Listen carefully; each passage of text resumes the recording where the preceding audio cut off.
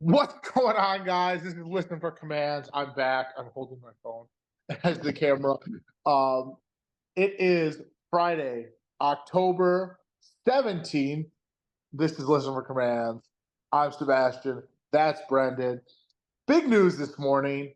Um, Alba Bolstrom is now going to Sheffield. She is taking the place of Alexis Jones. Now, for those of you who don't follow, Alba recently competed at Junior Worlds. I think she was trying to become a wild card. She was trying to hit the world record and become a wild card in the 63, and fell just short. So now she's been selected as the wild card. Now, there is, however, some controversy. Jessica Espinel is not going to Sheffield, but is the world record holder in the 47. So not quite sure if the math is really mathing there. So for those of you who don't know, you probably don't. So we, in this group chat I'm in, we created this kind of a formula. We call it the Sheffield formula. It's kind of like, okay, what's like, because it's a wild card, but we were trying to say, okay, what's the minimum criteria, right? So we said, the first thing, the most important thing is that they were SPD sponsored, because SPD is not going to pick a wild card that is, not sponsored by them. That would be silly. Like no company's going to do that. So that was number one. Number two was they had to be a world record holder, a total world record holder.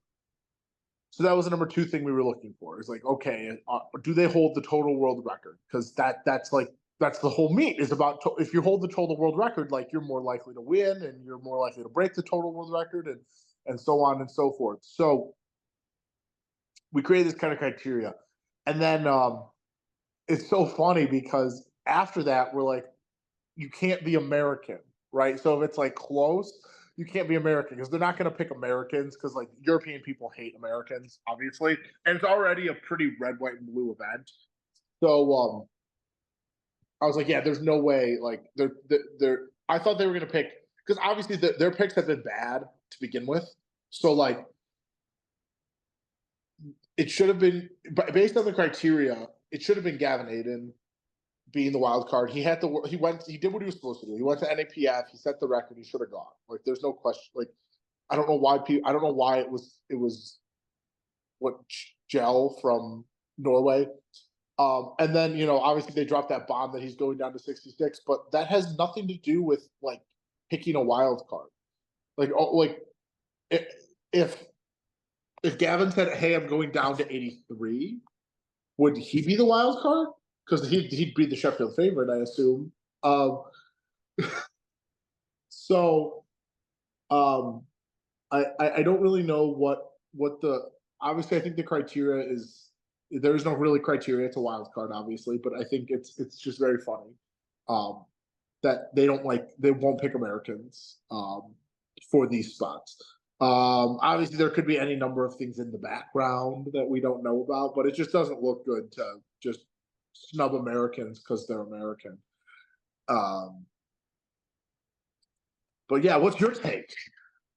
I mean, we're talking about Galvin Aiden. He's a two times world record holder, so I don't know what criteria he's not meeting other than the fact that he's an American. It's just not really fair, but it's kind of a rude point to talk about fair in this kind of instance because, can't Right. expect It's anything to be not about fair. what the whole event is not even about what's fair. It's about breaking world records and stuff and percentage of the world record. So it's not like it is really supposed to be a fair thing. Um, but I think kind of moving on to the bigger question is like, okay, so Alexis, why isn't Alexis doing it? It says she declined the invitation. It didn't say she dropped out due to injury or anything like that. So I'm curious what's going on there. Um, she is an SBD athlete, so like I assume she's getting her travel paid for and stuff. I'm not quite sure the whole what could potentially be the holdup and the issue there. So we'll see. Alba's not like like not a horrible, not even as bad of a choice as because she was so close to that world record. I don't know if she's. I mean, she's the next best option. If you don't want to pick an American who has a world record, because you don't want it to be the red, white, and blue show, then you go ahead and pick her. Um, but yeah, that's kind of my take. I don't know if that doesn't really shake anything up. I don't think. Maybe if she does hit a massive PR, it could. I guess we'll talk more about that in the coming days. Um, but yeah, I think that's it for the breaking news there. So can we do r/powerlifting? Ooh. Yeah, we could. We could. R/powerlifting. Let's check it out. Does my camera go black when I switch to r/powerlifting? No, you're just horizontal or Oh, oh, vertical, I should say. I'll go back horizontal. All right. Okay, first. Oh, this is a good one. First one is IPF fails to drug test anyone at the World Masters and Commonwealth Championships in South Africa. Hmm. Okay, despite collecting $65 per athlete who entered the competition, roughly 750 athletes. So where is the $50,000? Why was no one tested despite records being broken? Will those records still stand since WADA testing being present at the event is a requirement for the records to be valid?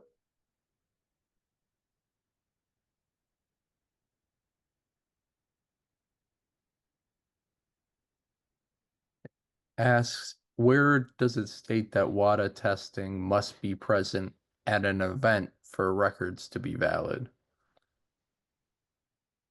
Is that a thing? I bet maybe somewhere. I'm continuing to read the thread. Um, it costs about $4,000 per athlete tested. I don't think it's that much, but it is a lot. Okay, so here's okay. I'm this for those of people who don't they collected $65 per athlete entered in the competition. So where's the $50,000, bro? $65 is cheap. Like 50 grand for an event. I mean, I think Masters Worlds is probably like 7 to 10 days long. Like these events are extremely expensive to run. Like 50 is like that's not a lot actually. I mean, I think I heard that like bench worlds cost like $500,000 to run. Like these things are not cheap, guys. I was under the impression the entry fees were like 400 some dollars.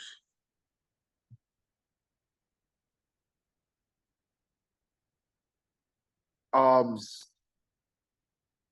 One says because they don't care about Masters lifters. someone later IPF. Someone later in the thread says, "Yeah, I was going to say 65 seems like an absolute steal to go to a meet. I'm sure prices are different with it being in South Africa, but it doesn't sound like much of the money going to the venue, especially when I assume drug tests are the same regardless of country." Yeah. Oh, someone says that's just the anti-doping fee, though. Hmm. I love this is how we're getting our news. I mean, it's a valid source. It's credible. With lifting thread, probably none of that.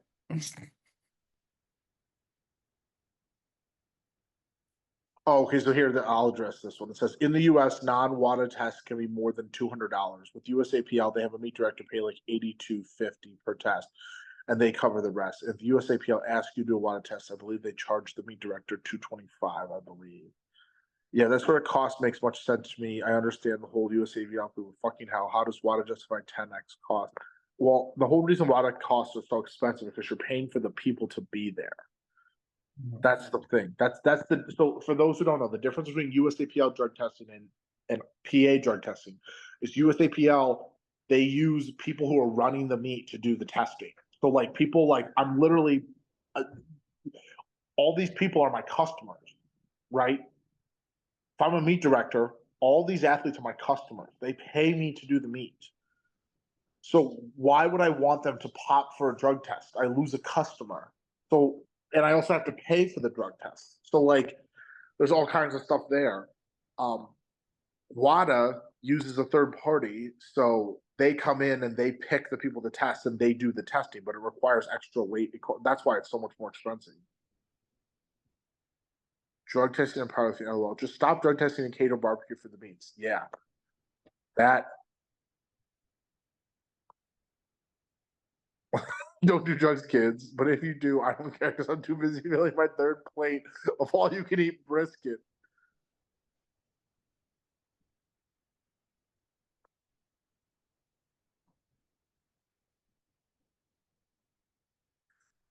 So I okay. I'm continuing to read down the thread. It says,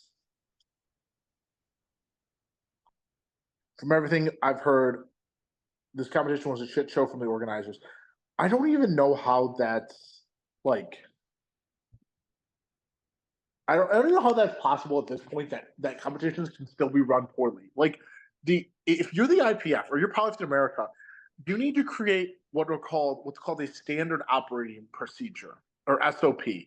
And basically what you do is you need to write out like exactly what everything looks like, exactly the venue specs, exactly what TVs should be bought. Everything down to an absolute T should be written out. The requirements should be written out, and they should be like it's just absolutely insane. Um, Another person says no. He said he didn't see any testing at NAPF either. That's not that surprising. But well, that no, that is I would have to verify that because they usually only test the winners, so I'm not sure at NAPF if they are. hmm, Um,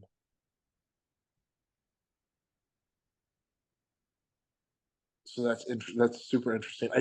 Here's the thing: it's like if it were open world, I think people would care, but like no one gives a fuck about the Masters. Only the Masters care. Like people, like I don't understand this. So you're a master, and you're like they only care about the Open and the juniors, blah blah blah. So the problem is the IPF is trying to run both the amateur and professional apparatus of the sport, and so of course there's going to be conflict there.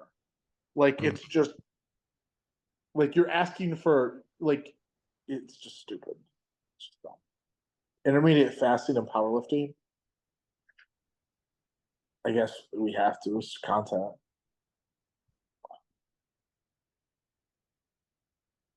It's an IF diet.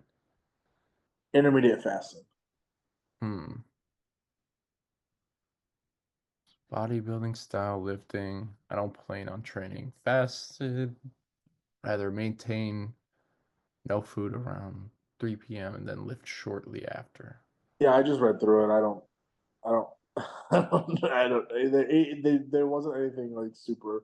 Oh, hold on. Let's see this one. GPC in the UK. WTF is going on? As of a week or two, we have the GPC Great Britain, the original Great Britain affiliate covering all of Great Britain, including England, Scotland. Still in 2024, despite GPC Scotland now existing and Wales. GPC Ireland, who runs COPs in Northern Ireland and the Republic. GPC Scotland, who broke away from the GPC Great Britain and affiliated directly with GPC a couple of years ago.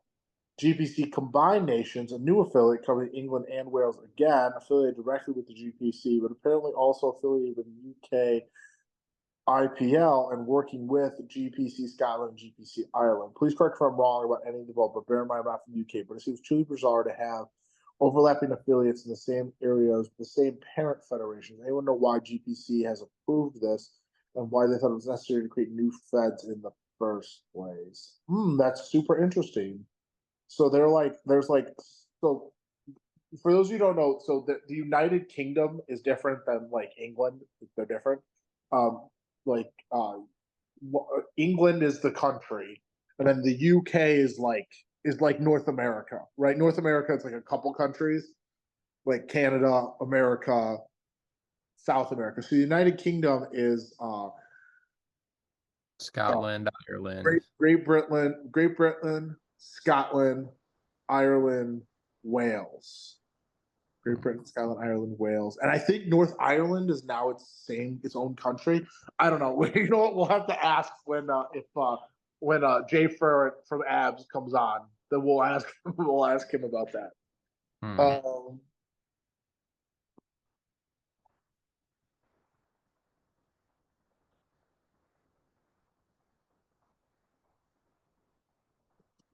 Seems truly bizarre to me to have overlapping affiliates in the same areas with the parent federation.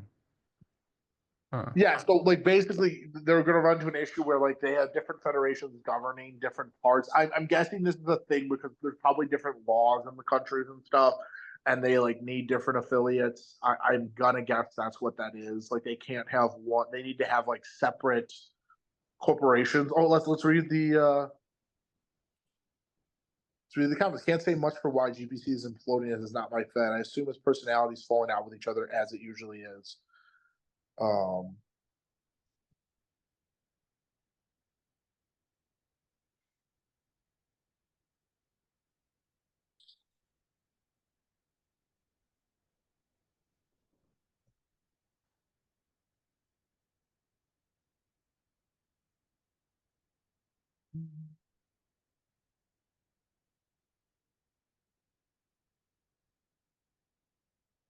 So wall of text, holy cow! Yeah, they have. They're running into this. So